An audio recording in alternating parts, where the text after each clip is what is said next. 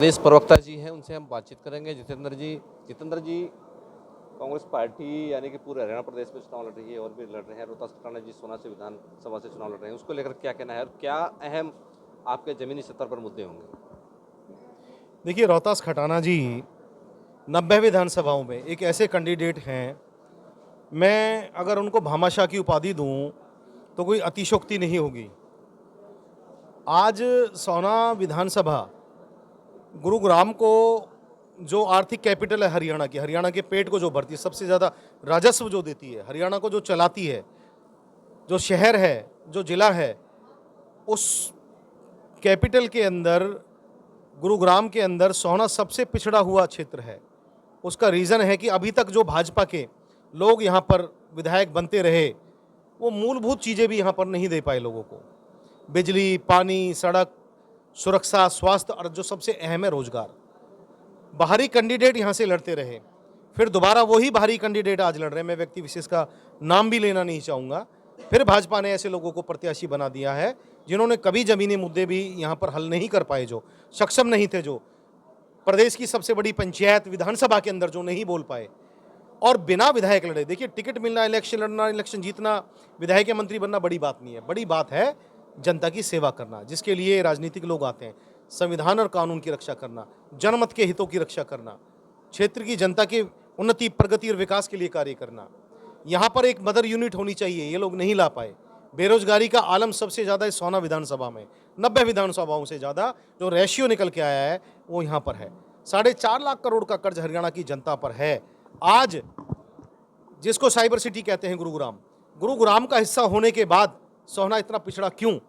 क्योंकि उसका एक ही रीज़न है, यहाँ के जो अब तक भारतीय जनता पार्टी के विधायक यहाँ से बनते रहे, या भी उससे पहले भी जो निर्दलीय भी यहाँ पर रहे वो लोग, उसका सबसे बड़ा कारण है। आज एक ऐसा कैंडिडेट है जिसके लिए मैं नहीं कह रहा, बीबीसी लंदन जो वर्ल्ड की सबसे बड़ी न्यूज़ एजेंसी है, सर्वे एजेंसी है, विश्व की सबसे बड़ी न्यूज़ एजेंसी, आप पत्रकारिता में आप अच्छी तरीके से जानते हैं, उसका सर्वे है कि हरियाणा के अंदर कांग्रेस की सरकार बन रही है और कांग्रेस की सरकार बन रही है हरियाणा प्रदेश के अंदर 90 विधानसभा में। रोहतास खटाना एक ऐसी शख्सियत है, एक ऐसे व्यक्ति हैं, क्योंकि जनसेवा करने के लिए या लीडरशिप करने के लिए, नेतृत्व करने के लिए किसी भी क्षेत्र में 3 चीज़ें चाहिए: जज्बा, जरिया और जमीर। वो तीनों ईश्वर ने उनको दिए हैं। जज्बा है शेर का सा, जहाँ अड़ गया रोहतास खटाना अड़ गया। जरिया इतना है कि मैं अपने मुंह से नहीं बखान करूंगा उन चीज़ों को, आपको पता है कि उनकी जो भूख है वो पैसे कमाने की नहीं है या पैसा लोगों का मारने की नहीं है, जैसे यहाँ पर लोग करते आए हैं। और जमीर उनका रोशन है, मानवता है, सर्वधर्म संभाव, सर्वधर्म निरपेक्षता में विश्वास रखते हैं। हर जाति, हर धर्म का व्यक्ति उनको अपना नेता मानता है।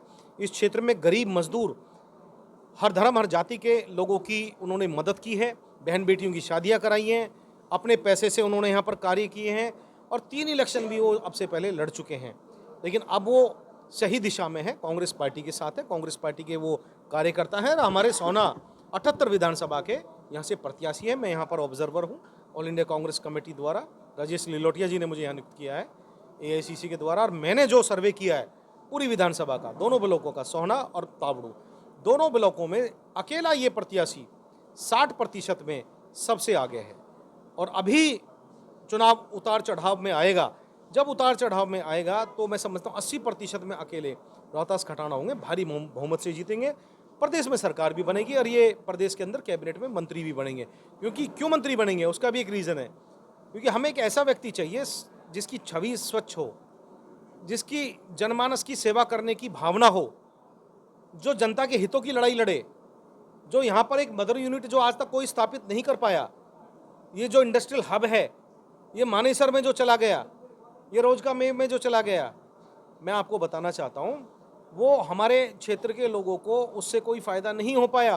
क्षेत्र के लोगों को वहाँ पर रोज़गार नहीं मिलता। यहाँ भी हम उस समस्या को, उस सवाल का हम यहाँ निदान करेंगे और प्राथमिकता यहाँ के, हम लोकल गांव के, यहाँ के सोना के रहने वाले बच्चों को वहाँ पर रोज़गार मुहैया कराने की। साल तक भारतीय जनता पार्टी की सरकार रही, सरकार रहने के साथ साथ में बड़ी बड़ी बातों में बोलते हैं कि बहुत सारे विकास कार्य करवाएं, क्या लगता है? देखिए, विकास के नाम पर तो सिर्फ झूठ और भाषण का काम है, ज़मीनी कहीं कुछ दिखाई नहीं देता। 4.5 लाख करोड़ का कर्ज है। हाँ, शराब घोटाला, रजिस्ट्री घोटाला हरियाणा में जो हुए हैं, क्राइम अपराध जो यहाँ पर बढ़े हैं हरियाणा में, 33 बार जो पेपर लीक यहाँ पर हुए हैं, तो हम समझते हैं मुख्यमंत्री क्यों बदला गया। प्रदेश की जनता समझती है कि मनोहर लाल खट्टर के नाम पर यहाँ पर हमारे नेता सीएलपी लीडर चौधरी भूपेंद्र सिंह हुड्डा ने चैलेंज किया था कि दम है भारतीय जनता पार्टी में तो मनोहर लाल खट्टर के नाम पर चुनाव लड़े, तो उनको बदल दिया। नायब सैनी को लाए, डमी कैंडिडेट हैं, उनको उनके नेता उनकी पार्टी के लोग, हालांकि उनका व्यक्तिगत मामला है, पार्टी का मामला है, उनको ही वो मुख्यमंत्री नहीं मानते, उनके कार्यकर्ता उनके नेता भारतीय जनता पार्टी के। तो यहाँ पर किसी भी क्षेत्र में भारतीय जनता पार्टी ने विकास नहीं किया। विकास किया है अपराधों के नाम पर, घोटालों के नाम पर, पेपर लीक के नाम पर, शराब रजिस्ट्री घोटाले के नाम पर। और यहाँ नगर निगम गुरुग्राम में 500 करोड़ के घोटाले हुए, फरीदाबाद नगर पालिका नगर निगम में 200 करोड़ के घोटाले हुए। तो घोटालेबाजों की सरकार है ये। और प्रदेश की जनता जिस प्रकार अपने आप को असुरक्षित महसूस कर रही है, शिक्षित बेरोजगार युवा दर दर की ठोकर जो खा रहे हैं, तो वो बड़ा दुर्भाग्यपूर्ण है। 4.5 लाख करोड़ का कर्ज का आप ये एक भी पैसा बता दें। स्मार्ट सिटी गुरुग्राम और फरीदाबाद, मैं अपने दक्षिणी हरियाणा साउथ हरियाणा की मैं बात करता हूँ, तो कहाँ इन्होंने बना दिया। आज गुरुग्राम को कूड़े का ढेर बना दिया। अब बंदवाड़ी प्लांट पर चले जाइए, देखिए गंदगी के ढेर लगे हुए हैं, कैंसर जैसी बीमारियां गंदगी की वजह से फैल रही हैं। तो दुर्भाग्यपूर्ण है, कहीं भी इनकी सिर्फ कहीं इन्होंने विकास कार्य नहीं किए। इन लोगों का सिर्फ और सिर्फ भाषण और झूठी घोषणाएं और कुछ नहीं है। कांग्रेस पार्टी ने मैनिफेस्टो जारी कर दिया है, इधर भारतीय जनता पार्टी ने मैनिफेस्टो जारी किया है, तो क्या अंतर और फर्क समझे? देखिए, हमारा मैनिफेस्टो किसान, मजदूर, कर्मचारी, शिक्षित, बेरोजगार युवा, हर धर्म हर मज़हब के व्यक्ति के लिए, आखिरी पंक्ति का जो व्यक्ति है, जो भाषणों में ये लोग कहते हैं। मुझे एक शायर की इकबाल का वो शेर याद आ जाता है इनके घोषणा पत्र पर, जो भारतीय जनता पार्टी का है, कि गुनाहगारों में शामिल हूँ, गुनाहगारों में शामिल हूँ, गुनाहों से नहीं मतलब, मेरा हमदर्द कातिल है, सताएगा जाने कब तक। यही मारने वाले हैं, यही आंसू पूछने वाले हैं। इनका घोषणा पत्र